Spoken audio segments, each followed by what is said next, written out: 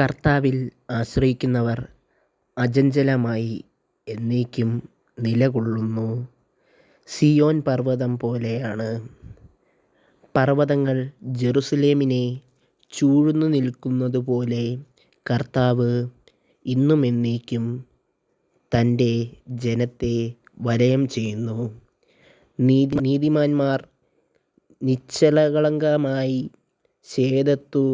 ദുഷ്ടരുടെ ചെങ്കോൽ ഉയരുകയില്ല. നീതിമാന്മാർ നീതി മാത്രം ചെയ്യാൻ ഉദ്യമമായിരിക്കുന്നു.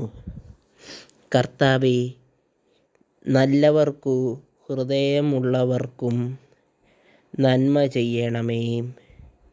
എന്നാൽ വക്രതയുള്ള തിന്മ ചെയ്യുന്നവർക്ക് ഒരിക്കലും രക്ഷയില്ല.